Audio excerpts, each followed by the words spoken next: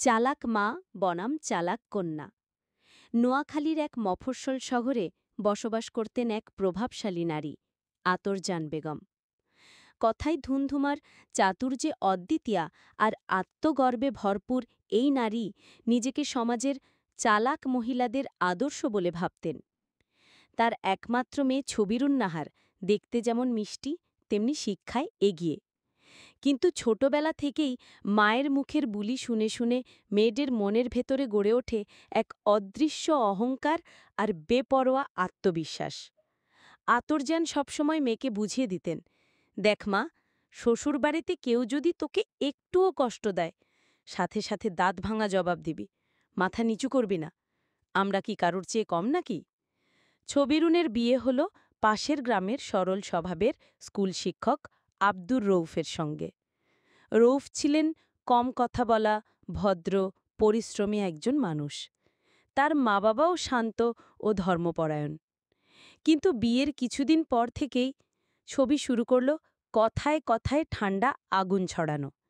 একদিন ডাল পাতলা হয়ে গেলে রান্নাঘরে গিয়ে পুরো হাঁড়ি উল্টে দিল। আবার একদিন স্বামী অফিস থেকে ফিরতে একটু দেরি করায় দরজা আটকে রেখে রৌফকে দাঁড় করিয়ে রাখল 1 ঘণ্টা। রৌফ অনেক সহ্য করেও শান্তির মুখ দেখল না। কথায় ঝগড়া, চুপ থাকলে বিদ্রূপ। শেষমেশ মাত্র 6 মাসেই তালাকের খাতায় নাম উঠল ছবিরুনের। আতরজান আবার বললেন, ওরা তোকে বুঝতে পারেনি মা, তুই ফিকে ছিলি। এই যুগে মেয়েরা মাথা নিচু করবে কেন?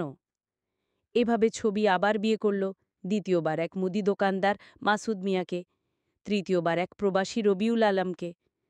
কিন্তু একই আচরণ, একই মতাদর্শ, আর সেই পুরনো মা শিক্ষিত অহংকার। ফলাফল একটাই, তালাক, তালাক আর তালাক। তৃতীয় তালাকের পর একদিন সন্ধেবেলায় আয়নার সামনে দাঁড়িয়ে দীর্ঘশ্বাস ফেলল ছবিরুন। চোখে তখন আর মায়ের শেখানো চালাকির দীপ্তি নেই, আছে শুধু কষ্ট আর অনুতাপ। সে নিজেকেই জিজ্ঞেস করল, সব দোষ কি সত্যি ওদেরই ছিল? যদি একটু সহনশীলতা, একটু নম্রতা, একটু ভালোবাসে শিখতাম, তাহলে কি এমন পরিণতি হতো? উপসংহার: শিক্ষা যেখানে অহংকার নয়, মানবিকতা শেখায়। এই গল্পের শিক্ষা একটাই, চালাকিতে নয়, সম্পর্কটিকে ভালোবাসায়, টিকে ধৈর্যে, নম্রতায় আর বোঝাপড়ায়।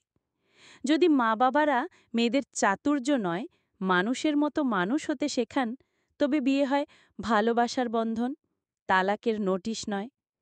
আপনার সন্তানকে আত্মরক্ষা শেখান ঠিকই, কিন্তু তার সঙ্গে শেখান সহনশীলতা, আত্মসম্মান আর সম্পর্কের মর্যাদা। জীবন যুদ্ধ নয়, জীবন ভালোবাসা।